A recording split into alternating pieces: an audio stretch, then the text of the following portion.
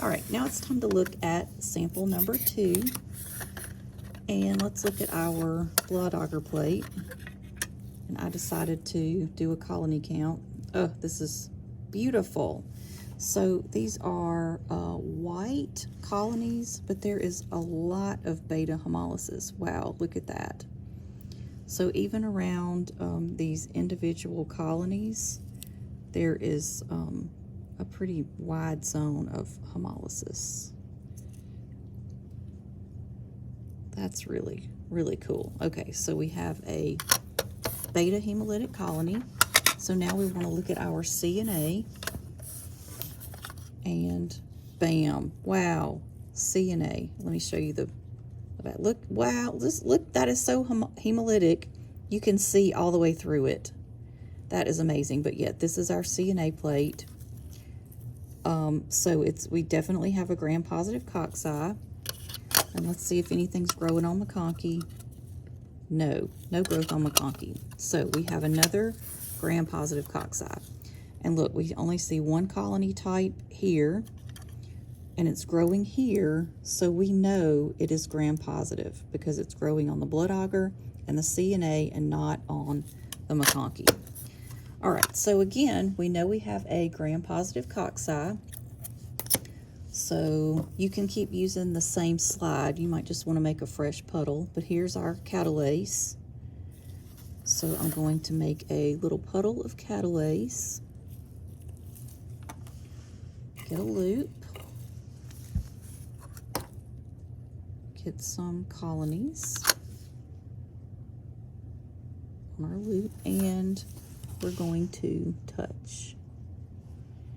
And this time, there are no bubbles. No bubbles. No bubbles. So negative catalase. So the next thing that we look at on our flow chart is we have a catalase negative gram-positive cocci. So we want to look at the hemolysis pattern. So we have a beta hemolytic colony. So then we want to look at the possibilities of what beta hemolytic organism we think we might have. Now, this is a very well-defined zone of hemolysis, and you would have a clue in the real world as to what sample this came from. So to steer you in the right direction, let's just say this was a throat culture. So the first test that we would do, or the first organism we would suspect, would be group A strep. So in the lab, we have a couple of quick tests that we can do. I'll show you what they use in the real lab, but these kits are very expensive, so we don't have the kits in this lab, but there are some other really quick, cheap tests. So you can have latex reagents in the lab, but you have to have an enzyme solution that you use with it. So this is what you'll be using in the hospital clinical lab, just a latex agglutination test with a step to remove the enzymes, or enzyme removal of stuff, so you can get to the antigens on the strep to do the typing. So, okay, I have another glass slide, and the quick test that we can do in the lab is PYR disc. Now, this disc, we do need to rehydrate, so I'm going to try to just get one disc. Oh, that was 2. So I'm going to let y'all have some tweezers. Put that right back. Okay, so we do not want to get this so saturated that it floats. So again, I'm just going to like put a hanging drop, not even a full drop, and just touch. And see, that might still be too much. So we have rehydrated our disc. We want to get a loop for our bacteria. Take some organism.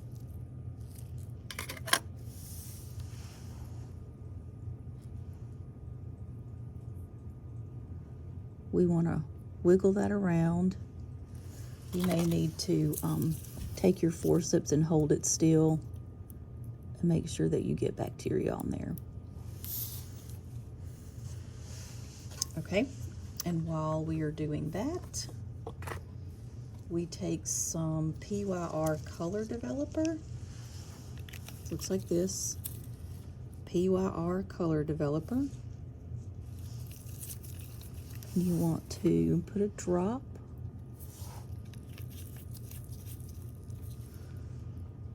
and wait for a color change. I think it's about 2 minutes. So while we wait on that, I'm going to show you another test that we can do for group A strep, and it is called the A disc. You'll need to get another plate, blood agar plate. Let's make sure. Yep, blood agar plate. And we will want to get the loop. And this time, we're going to go back to our blood agar plate, get some organisms. And this time, we're going to do something called making a lawn of bacteria. So you're going to make one streak down the middle, like we did for our colony count. Then you're going to streak that all the way across. Then you're going to do a quarter turn, okay, and then you're going to streak all the way across again. Then you're going to do another quarter turn and streak all the way across again. And you can just do this. I'll do it one more time. So now look at all those lines. You have lines going everywhere. So our bacteria should be spread out all over the plate.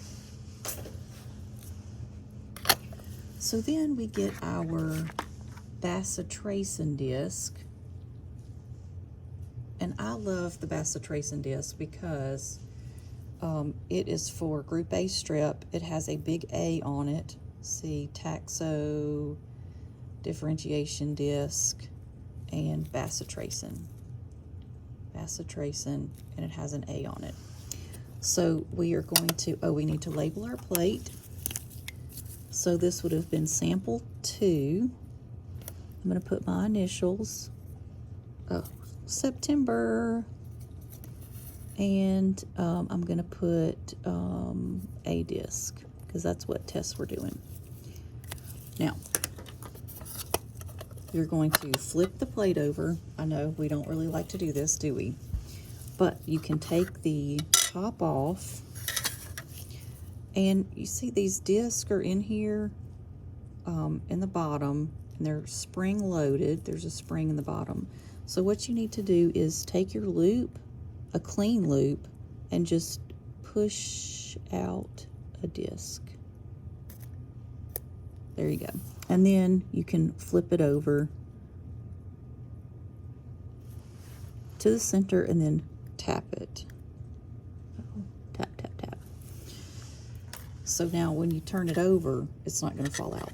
So we're going to put the lid on, and we're going to incubate this again overnight.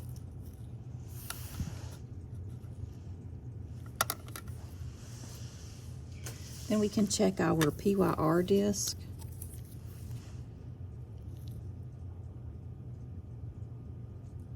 And it's having a hard time. You can't really see it too well, but it's wanting to change. So we will come back and revisit this in a little bit. Now we're going to move on to the next culture.